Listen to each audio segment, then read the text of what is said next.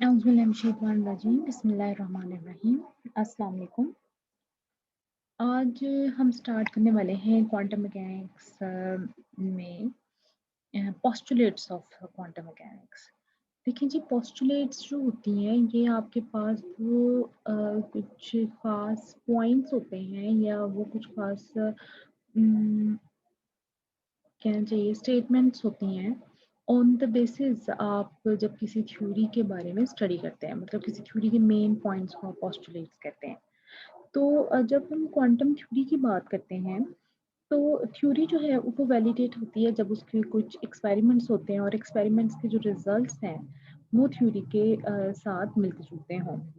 तो quantum theory जो है एक्सपेरिमेंटली ये वेरीफाई हो चुकी हुई है, बहुत सारे एक्सपेरिमेंट्स हैं जो इसको प्रूव करते हैं और उन्हीं की बेस पर फिर हम इन पोस्टुलेट्स को स्टडी करते हैं। और थ्योरी के वैलिडेशन के लिए दो चीज़ें हैं ना, एक तो आपके पास एक्सपेरिमेंट जो है वो होना चाहिए जो कि उस थ्योरी को वैलिडेट करे, दूसरा ये कि जो पोस्टुलेट्स हैं उनको भी जो थ्योरी है उसको मुकम्मल तौर पर एक्सप्लेन करना चाहिए या उनको वैलिडेट करना चाहिए।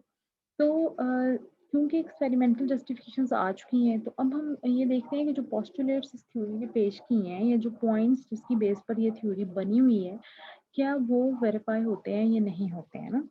तो जो क्वांटम मैकेनिक्स की पोस्टुलेट्स हैं वो 5 हैं। सबसे पहली जो है that is quantum state of a system, कि आपके पास जो सिस्टम है उसको किस तरीके से आप एक्सप्लेन कर सकते हैं। तो किसी भी सिस्टम को एक्सप्लेन करने के लिए या किसी भी सिस्टम को डिस्क्राइब करने के लिए हम स्पेसिफाई करते हैं इसको with respect to a state, और वो जो स्टेट होती है वो बताती है कि कोई भी जो पार्टिकल है वो उसकी पोजीशन क्या है और किस टाइम पे वो किस जगह मौजूद है। मतलब किसी भी पार्टिकल की लोकेशन और उसका टाइम वो आपको बताती है ये स्टेट। और किसी भी पार्टिकल के बारे में जब ये इंफॉर्मेशन देगी तो उसको हम क्वांटम स्टेट कहेंगे, क्योंकि हम यहाँ पर बात करें कि पार्टिकल्स आर क्वांटाइज्ड। तो ये सारा कुछ वो बता रही होती है हिल्बर्ट स्पेस में। तो जो वेव फंक्शन इस स्टेट को डिस्क्राइब कर रहा होता है वो वेव फंक्शन वेल बिहेव्ड होता है और उसकी कुछ खास रियल वैल्यूज होती हैं। तो ये एक क्वांटम स्टेट को रिप्रेजेंट करता है। इसी तरीके से अब स्टेट रिप्रेजेंट हो गई। अब आपके पास पार्टिकल का पता चल गया कि फलां जगह पर है। अब उससे रिक्वायर्ड इंफॉर्मेशन लेने के लिए आपको जो चीज़ें चाहिए वो हैं डायनामिक वेरिएबल्स, और उनको हम रिप्रेजेंट करते हैं इन terms of observables and operators. Observables हमारे पास वो डायनामिकल वेरिएबल्स हैं या वो क्वांटिटीज़ हैं जिसकी बेस पर हम मतलब ऑब्जर्वे ऑब्जर्वेबल का वर्ड निकला है ऑब्जर्वेशन से। ऑब्जर्वेशन होता है मुशाहिदा। जब आप वो मुशाहिदा करना चाहते हैं यानी आप ये देखना चाहते हैं कि ये जो पार्टिकल है वो उसकी पोजीशन क्या है, पार्टिकल का मोमेंटम क्या है, पार्टिकल की एनर्जी क्या है, पार्टिकल की पोटेंशियल एनर्जी क्या है, काइनेटिक एनर्जी क्या है, उसका एंगुलर मोमेंटम क्या है, मतलब किस तरह से वो लोकेटेड है और किस एनर्जी के साथ वो मौजूद है, किस एनर्जी लेवल में वो मौजूद है, ये सारा कुछ हम पता चलाते हैं with the help of observables. अब ऑब्जर्वेबल्स हमें इंफॉर्मेशन तब देते हैं जब हम उसके ऊपर कोई ऑपरेटर अप्लाई करते हैं। तो क्वांटम ऑपरेटर्स जब ऑब्जर्वेबल्स पर अप्लाई होते हैं तो हमें हमारे रिक्वायर्ड इंफॉर्मेशन मिल जाती है, यानी ये कि पार्टिकल की एनर्जी, मोमेंटम या व्हाट्सएवर आप जो भी जानना चाहते हैं, वेलोसिटी, वो सारा कुछ आपको पता चल जाता है। नेक्स्ट आपके पास आती हैं eigen functions and eigen values. अब आइगन फंक्शंस आपके पास वो फंक्शंस हैं जिनके ऊपर जब किसी ऑपरेटर को अप्लाई करते हैं तो कुछ रियल वैल्यूज आपको मिलती हैं जिनको आप आइगन वैल्यूज कहते हैं। ये वैल्यूज डिजेनरेट और नॉन डिजेनरेट दोनों तरह की हो सकती हैं। बहरहाल जब हम यहाँ पर पहुंचेंगे तो हम देखेंगे। और आइगन फंक्शंस में फिर हमारे पास फंक्शन कौन कौन से हो जाएंगे, ऐसे फंक्शन जो आपको मोमेंटम की वैल्यू भी दे देंगे, एनर्जी की भी दे देंगे और मतलब एंगुलर मोमेंटम की भी दे देंगे, स्पिन की भी दे देंगे। वो सब फंक्शंस जो हैं ऐसे फंक्शंस जो ये वैल्यूज दे सकते हैं उनको आप आइगन फंक्शंस कहते हैं। नेक्स्ट आ जाती हैं आपके पास एक्सपेक्टेशन वैल्यूज। एक्सपेक्टेशन वैल्यू का मतलब ये है कि कोई पार्टिकल किस जगह पर मौजूद होने की प्रोबेबिलिटी क्या है। एक्सपेक्टेशन उम्मीद को कहते हैं, प्रोबेबिलिटी चांस को कहते हैं। देन आ जाता है time evolution of the system. पहले जो चारों ये आपके पास पॉइंट्स हैं इनमें कोई टाइम एवोल्यूशन का जिक्र नहीं है, हमने सिर्फ पोजीशन के हिसाब से बात की हुई है। और एंड पर हमने मतलब इनमें हमने कहा था कि जो टाइम है ना वो कांस्टेंट है। अब लास्ट सिस्टम में हम देख रहे हैं, लास्ट पोस्टुलेट में हम देखेंगे कि जब टाइम चेंज होता है तो उसके साथ सिस्टम पे क्या फ़र्क पड़ता है, उसके साथ उसकी पोज़ीशन पे, मोमेंटम पर, इन सारी चीज़ों पे क्या फ़र्क पड़ता है, वो सब कुछ आप लास्ट पोस्टुलेट्स में देखेंगे। तो बहरहाल अब हम स्टार्ट करते हैं इनकी एक्सप्लेनेशन। तो पहला हमारे पास है quantum state of a system. तो किसी भी पार्टिकल की स्टेट को हम किसी भी टाइम t पे स्पेसिफाई करते हैं बाय टू फंडामेंटल वेरिएबल्स के साथ, यानी हम उसकी पोजीशन और मोमेंटम के साथ किसी भी टाइम t में उसको स्पेसिफाई करते हैं क्लासिकल मैकेनिक्स में। और जितनी भी बाकी फिजिकल क्वांटिटीज़ हैं, उनको हम इन दीज़ वेरिएबल्स की फॉर्म में लिख सकते हैं। यानी अगर हम अब फोर्स को लेना चाहें या न्यूटन सेकंड लॉ को लेना चाहें या वेलोसिटी को लेना चाहें या मोमेंट एनर्जी को लेना चाहें, वो सब का सब हम in terms of this position at some specific time T हम ले सकते हैं। यानी हमारे पास अगर एक्स टी जो है, ये अगर एक वैल्यू है पोजीशन की किसी टाइम टी पर, तो हम न्यूटन्स लॉ के ज़रिए फोर्स की वैल्यू मालूम कर सकते हैं एम ए।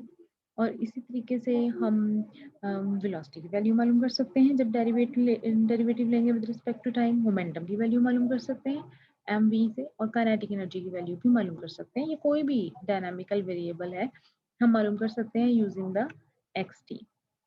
ये क्लासिकल मैकेनिक्स में हम इसको करते रहे हैं।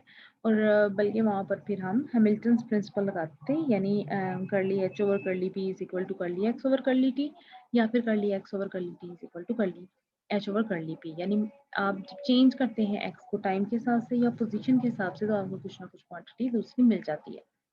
तो इसी तरीके से जब क्वांटम मैकेनिक्स में बात करते हैं, तो हम किसी भी फिजिकल सिस्टम को किसी भी टाइम टी पर किसी क्वांटम स्टेट के साथ स्पेसिफाई करते हैं। और ये जो क्वांटम स्टेट होती है, इसको स्पेसिफाई करते हैं हम गेट स्टेट से, साई आर टी से। और ये हिल्बर्ट स्पेस एच में होगा। जब हम इसकी ब्रा वेक्टर लेंगे तो वो डुअल हिल्बर्ट स्पेस में होगा, क्योंकि वो कॉन्जुगेट है और वो इमेजिनरी स्पेस में आ जाएगा। ये जो स्टेट वेक्टर है, get state vector psi R T, इसमें हर किस्म की इंफॉर्मेशन मौजूद है सिस्टम के बारे में।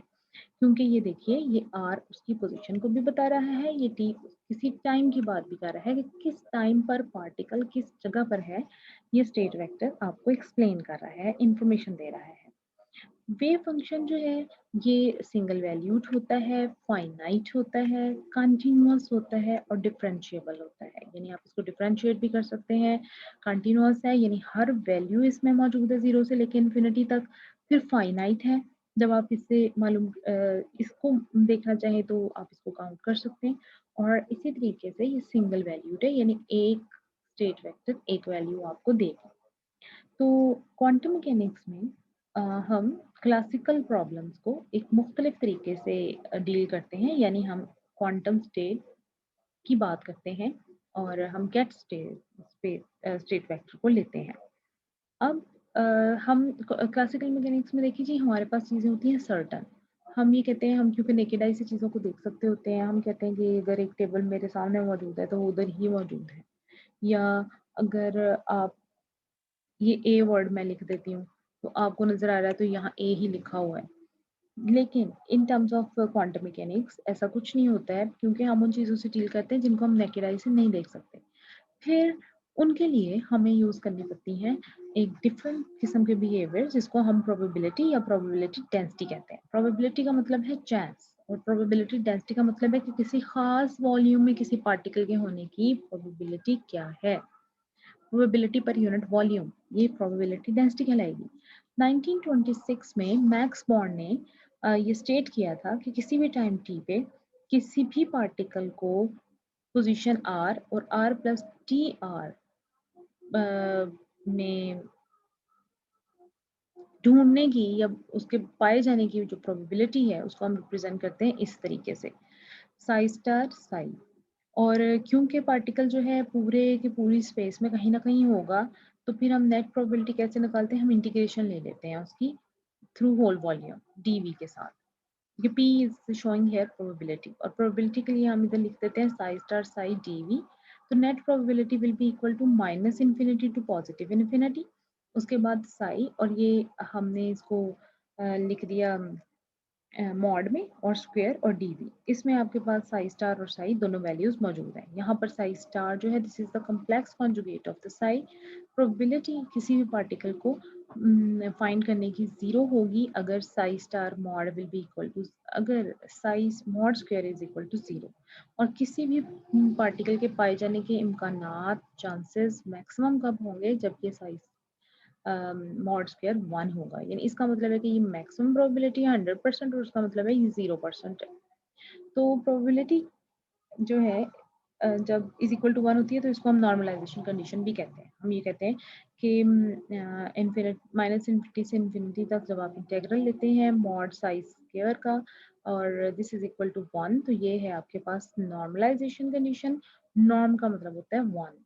तो प्रोबेबिलिटी किसी भी पार्टिकल की ए टू पी पॉइंट के दरमियान अगर आप मालूम करना चाहें तो आप लिखेंगे P A B will be equal to P X D X A to B integral. तो यहाँ जो पी एक्स है ये प्रोबेबिलिटी डेंसिटी है। अब हम एक न्यूमेरिकल देख लेते हैं इसके रेलेवेंट के। हम कंसीडर करते हैं कि एक वेव फंक्शन साई एन है किसी पार्टिकल का और nth एनर्जी स्टेट में है और इन्फिनिट स्क्वायर वर्ल्ड पोटेंशियल में है। उसकी विड्थ जो है एल है स्क्वायर वेल की और साई एक्स की वैल्यू ये दी हुई है। प्रोबेबिलिटी आपने निकालनी है कि पार्टिकल जो है वो कन्फाइंड है L by A of the width of well. तो आपके पास साई मौजूद है, साई स्टार, इसमें कोई आयोटा वाला है नहीं है तो ऐसा ही आ जाएगा। और आपको मालूम करनी है 0 से एल बाई ए तक प्रोबेबिलिटी। तो हम क्या लेंगे, ये 1 बाई ए लिखा हुआ है, 0 से एल बाई ए और Sai mod square D X, और साई मॉड स्क्वायर के लिए ये इसका सारा स्क्वायर आ जाएगा। तो जब आप psi square N pi X over L लेंगे तो 1 minus cos 2 N pi X over L by 2 आ जाएगा, ट्रिग्नोमेट्रिक रिलेशन। और यहाँ से जब आप इसको सॉर्ट आउट करेंगे तो आपके पास आंसर इस नौयत का आ जाता है। अब सेकंड पोस्टुलेट की तरफ चलते हैं कि क्वांटम ऑपरेटर्स या ऑब्जर्वेबल्स क्या होते हैं। किसी भी फिजिकल क्वांटिटी को जब हम ऑब्जर्व करते हैं तो हम उस क्लासिकल मैकेनिक्स में तो हम उसको किसी इंस्ट्रूमेंट्स के साथ ऑब्जर्व करते हैं ना। यानी अगर आपने वोल्टेज को ऑब्जर्व करना है तो आप वोल्ट मीटर से करेंगे, डिस्टेंस को ऑब्जर्व करना है तो मीटर रॉड से करेंगे। तो क्लासिकल मैकेनिक्स में हमारे पास क्योंकि ऑब्जर्वेबल्स ऐसे होते हैं जिनको हम जो ऑब्जर्वेशंस हैं वो हम वो कर रहे होते हैं जिनको हम नेकेड आई से देख सकते हैं। तो इसलिए फिर हम जो भी ऑब्जर्वेशंस लेते हैं वो किसी इंस्ट्रूमेंट्स के जरिए लेते हैं। वो इंस्ट्रूमेंट्स जो हैं वो ऐसे होते हैं जिनको हम ऑपरेट कर सकते हैं। लेकिन जब हम क्वांटम मैकेनिक्स की बात करते हैं तो हमारे पास जो है इस तरह का कुछ नहीं है। और आमतौर पर ऑब्जर्वेबल्स को आप dynamic variables of the system कहते हैं, यानी सिस्टम के वो वेरिएबल्स जो चेंज हो रहे हैं। तो अब जो ऑब्जर्वेबल्स या डायनामिक वेरिएबल्स हैं सिस्टम के, जब हम उनको क्वांटम मैकेनिक्स में देखते हैं तो ऑब्वियसली ये कोई ऐसे टूल्स होंगे, यानी इनके ज़रिए हम कुछ एक्सपेरिमेंट करेंगे और हमें रिजल्ट मिलेगा। तो क्लासिकल मैकेनिक्स में हम इंस्ट्रूमेंट के ज़रिए एक्सपेरिमेंट करते हैं और हमें रिजल्ट मिलता है। तो क्वांटम मैकेनिक्स में हम ऑपरेटर्स को इस्तेमाल करेंगे और हमें रिजल्ट मिल जाएगा। तो इसलिए जो क्वांटम ऑपरेटर्स होंगे वो हमें भी ज़रूरी चाहिए, वही हमारे इंस्ट्रूमेंट्स हैं क्वांटम मैकेनिक्स के लिए। तो ये जो क्वांटम ऑपरेटर्स हैं ये लीनियर होने चाहिए और हार्मिशन होने चाहिए। दो कंडीशंस हैं इनकी कि they must be linear and they must be hermitian. और हार्मिशन के बारे में हम पढ़ चुके हैं कि हार्मिशन कंडीशन क्या होती है कि अगर आप किसी भी ऑपरेटर का कॉन्जुगेट लें और ट्रांसपोज लें तो it must be equal to the original operator, तो वो आपके पास हार्मिशन हो जाता है। तो अब क्वांटम ऑपरेटर्स के लिए दो कंडीशंस मस्ट हैं, they must be linear, they must be hermitian. क्यों? क्योंकि ऑब्जर्वेबल्स जो हैं they have real properties of the system. उनके पास सिस्टम की रियल प्रॉपर्टीज हैं। आप सिस्टम के बारे में जो भी इंफॉर्मेशन आपको चाहिए ऑब्जर्वेबल्स की मदद से आप ले रहे हैं और by applying operators on them. तो जैसे हमारे पास पोजीशन ऑपरेटर है तो उसको हम ऑब्जर्वेबल उसका एक्स है, ऑपरेटर का सिंबल एक्स कैपिटल एक्स है और हम इस ऑब्जर्वेबल को ऑपरेटर के साथ मल्टीप्लाई करते हैं एक्स से तो हमें मिल जाता है कि कहाँ है पोजीशन। ऐसे 3 डायमेंशन में ये आर से रिप्रेजेंट करते हैं, आर है ऑपरेटर है और इसको मल्टीप्लाई करते हैं आर से तो मिल जाता है हमें। ये ऑपरेशन इसका ऐसे होता है। इसी तरीके से अगर हम मोमेंटम की बात करें तो पी को हम मल्टीप्लाई करेंगे, अगर एंगुलर मोमेंटम की बात करें एल से करेंगे, एनर्जी ऑपरेटर की बात करें एच से करेंगे। तो अब हम देखते हैं कि पोजीशन ऑपरेटर हार्मिशन है या नहीं है। लीनियर तो ये है ही। तो इसकी हार्मिसिटी को शो करने के लिए हम देखते हैं हमारे पास वेव फंक्शन है साई एम और साई एन। साई एन है कैट स्टेट और साई एम है ब्रा स्टेट में, और इस पर जब एक्स ऑपरेटर अप्लाई हुआ है तो in case of hermitian condition we have to prove that कि in bra state psi m, when x is applied, it is equal to the inner product of the bra psi m and the application of the operator x on the cat state psi n, के psi n पर जब x operate करेगा और तो उसकी inner bracket psi m के साथ वही रिजल्ट देगी जो कि जब ये ऑपरेटर psi m पे ऑपरेट करता है और उसकी इनर ब्रैकेट psi n के साथ देती है। हम ये वाली साइड ले लेते हैं, तो हमारे पास कुछ इस फॉर्म में आ जाता है माइनस इन्फिनिटी टू इन्फिनिटी, और ये देखिए हम एक्स साई एम को लेंगे कॉन्जुगेट की फॉर्म में, साई एन आ जाएगा। जब हम इसके कॉन्जुगेट्स लेते हैं, कॉम्प्लेक्स कॉन्जुगेट्स, तो हमारे पास psi M star x psi n आ जाता है, क्योंकि हम कहते हैं कि ये लीनियर ऑपरेटर है और ये हार्मिशन है, तो इसके जो कॉन्जुगेट है ये इसी के बराबर होता है। तो psi M star x psi n आ जाता है, तो साई एम आपके पास आ जाएगा ब्रा फॉर्म में और एक्स साई एन आ जाएगा आपके पास कैट फॉर्म में। क्यों? यहाँ पर x और x स्टार और x ये सब इक्वल है क्योंकि x रियल है। जब रियल होगा तो फिर उसका कॉन्जुगेट भी उसकी रियल वैल्यू के बराबर ही आएगा। तो पोजीशन वेक्टर जो है वो हार्मिशन है। तो क्यों ये हार्मिशन है, और इसीलिए ये हमें किसी भी पार्टिकल की पोजीशन के बारे में बताता है, और वो जिस पोजीशन के बारे में बताता है वो रियल होती है। और इसके अलावा ये फिजिकली ऑब्जर्वेबल और मेजरेबल भी होती है। आप पोजीशन को फिजिकली ऑब्जर्व भी कर सकते हैं और उसको मेजर भी कर सकते हैं। नेक्स्ट हम आते हैं लीनियर मोमेंटम ऑपरेटर की तरफ। तो wave function for a beam of electron travelling along X direction is given as, ये आपके पास एक इलेक्ट्रॉन की बीम है जो एक्स एक्सिस में जा रही है, तो उसका वेव फंक्शन रिप्रेजेंट किया गया है, that is exponential plus minus iota K x. यहाँ पर ये ए जो है दिस इज द कांस्टेंट, और ये जो के है this is called the wave number, और इसकी वैल्यू होती है 2 पाई ओवर लेमडा। अब अगर हम इस वेव फंक्शन को with respect to X differentiate करें तो हमारे पास आता है plus minus iota K A exponential plus minus iota K X, और ये जो चीज़ है ये again become equal to psi हो जाएगी। अब प्लस माइनस आयोटा के की वैल्यू हमने लगाई 2 pi over lambda into psi, और डी ब्रॉयर रिलेशनशिप के हिसाब से lambda is equal to H by P X आता है, तो आप लेमडा की जगह पर एच बाई पी एक्स लगा देते हैं, तो आपके पास curly psi over curly x is equal to plus minus iota 2 pi iota over h p i x आ जाता है, पी एक्स साई आ जाता है। तो अब ये देखिए पी एक्स आई आपके पास बनेगा, इस सारी टर्म को आप दूसरी तरफ ले जाएं और इन्वर्ट कर दें, तो ये बन जाता है plus minus H over 2 pi iota curly over curly X into sine. तो अब ये जो प्लस माइनस है this is equal to minus, अब आयोटा को जब ऊपर लेके जाएंगे ना तो फिर हमें क्या करना पड़ेगा, हमें इसको माइनस आयोटा की फॉर्म में ले आएगा, that will be equal to, क्योंकि हम आयोटा को मल्टीप्लाई और डिवाइड कर देते हैं तो ऊपर आयोटा रह जाएगा, नीचे आयोटा स्क्वायर की वजह से माइनस आ जाएगा, माइनस आयोटा एच कट कर लिया और कर लिया एक्स। ये आ गया आपके पास मोमेंटम ऑपरेटर। यहाँ पर एच कट जो है ये आपके पास एच बाय 2 पाई से आया है, ठीक है जी। तो इसी तरीके से y और z के भी ऑपरेटर्स आपके पास माइनस आयोटा एच कट कर ली और कर ली y और कर ली और कर ली z है, और इनके कॉन्जुगेट्स में प्लस साइन आ जाता है। अब अगर आप इसकी प्रोडक्ट लें इसके साथ, तो P dot P will be equal to P dot P P square P X square P Y square P Z square, और इसी तरीके से आप इसमें आयोटा एच कट कर ली ओवर कर ली एक्स को पुट करके उसका स्क्वायर लें तो आपके पास आएगा माइनस एच कट स्क्वायर कर ली इसके ऊपर कर ली एक्स स्क्वायर और वाई और जेड। क्यों? क्योंकि यहाँ पर जो आयोटा था उसका जब स्क्वायर लिया तो माइनस आ जाता है, उसकी वजह से आपके पास minus h cut square basically ये है आपके पास minus iota square square h cut square curly square over curly x square, तो आयोटा स्क्वायर आपको देगा -1, तो ये आपके पास माइनस साइन बाहर आ गया, एच कट स्क्वायर और डेल स्क्वायर हो गया। अब del square is equal to this सारों का सम, और this is called Laplacian operator. अब हम देखते हैं लीनियर मोमेंटम जो है ऑपरेटर ये हार्मिशन है या नहीं, तो उसके लिए हमें अगेन क्या करना पड़ेगा, psi M P X psi N should be equal to P X psi M psi N. हम ले लेते हैं इसमें इसकी लेफ्ट साइड, तो आपके पास आती है psi M star minus iota H cut curly psi N over curly X D X और इंटेग्रल, तो यहाँ से ये चीज़ बराबर आती है इसके कि ये आपके पास minus iota H cut curly Sai M over curly x का सारा कॉन्जुगेट और साई एन डी एक्स आ जाता है। तो अब हमने लेफ्ट साइड ले ली है, तो हमारे पास ये चीज़ आ गई है।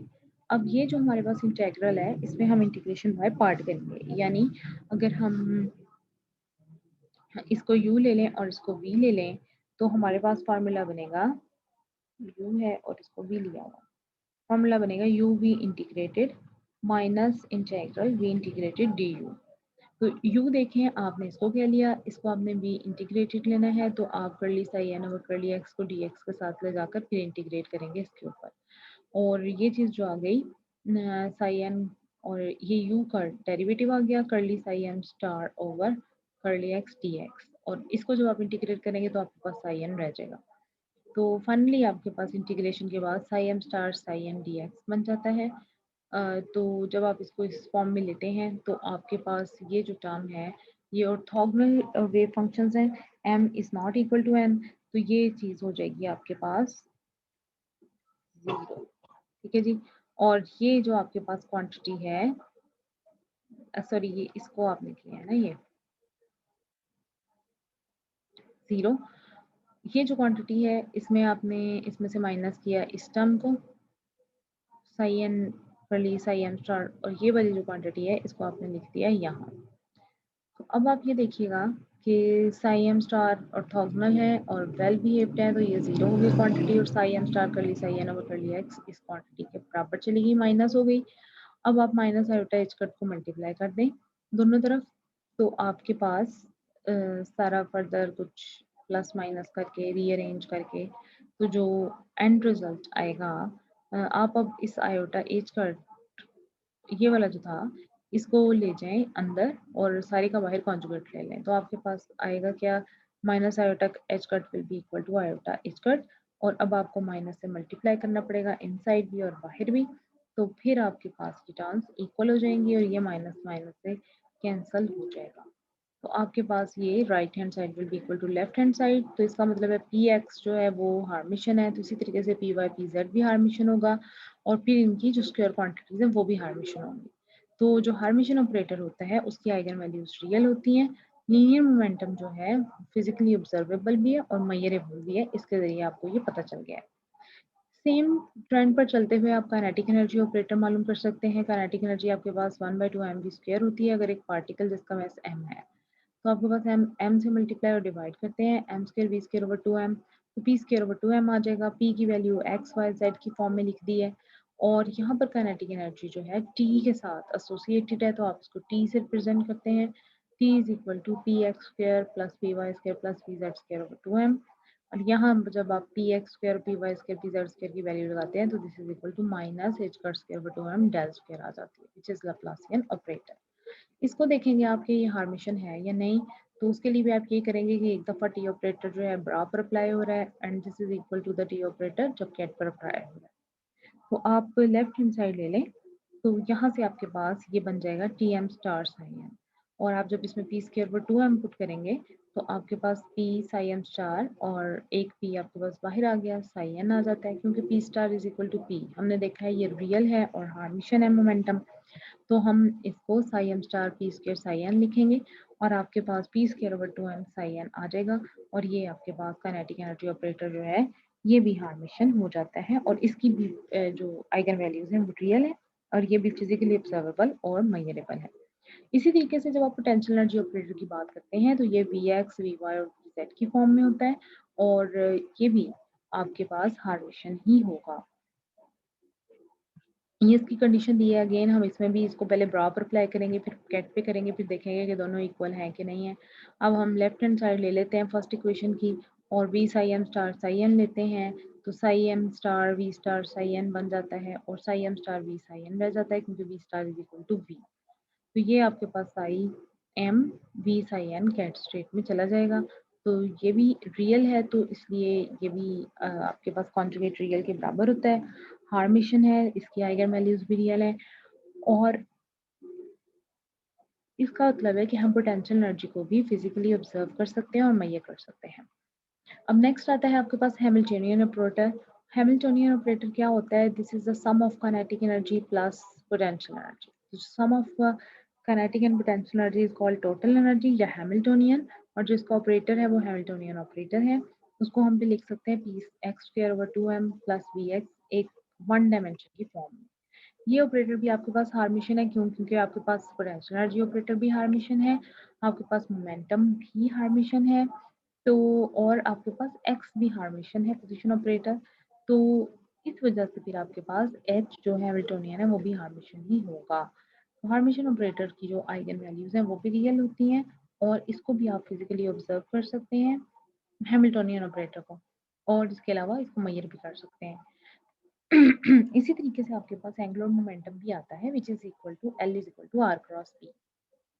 अब आपने अगर कोई पार्टिकल है जो किसी फिक्स पॉइंट के अराउंड मूव कर रहा है सर्कुलर मोशन में, तो आप उसका एंगुलर मोमेंटम कैसे निकाल सकते हैं? आर क्रॉस पी करके।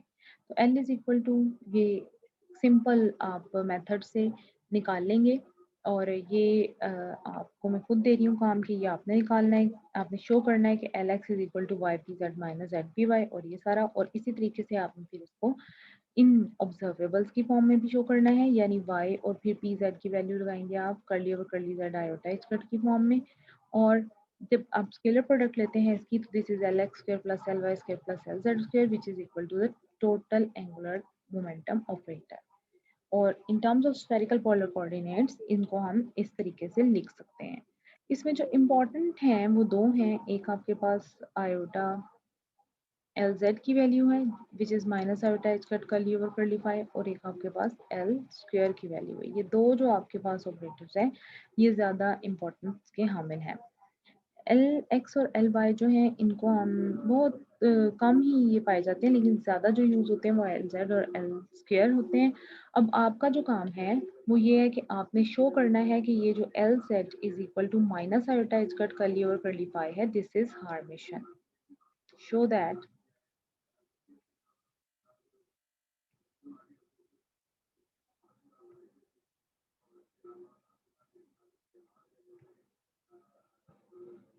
एल जेड जो है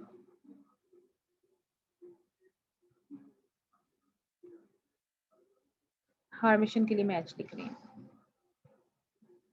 ये आपने शो करना है कि ये आपके पास हार्मिशन है। तो बाकी हम इंशाल्लाह ताला अब आइगन वैल्यू ऑपरेटर्स और आइगन फंक्शंस और आइगन वैल्यूज और बाकी के पोस्टुलेट्स के बारे में हम कल पढ़ेंगे। आज के लिए हमारा लेक्चर ख़त्म होता है। अल्लाह हाफिज़।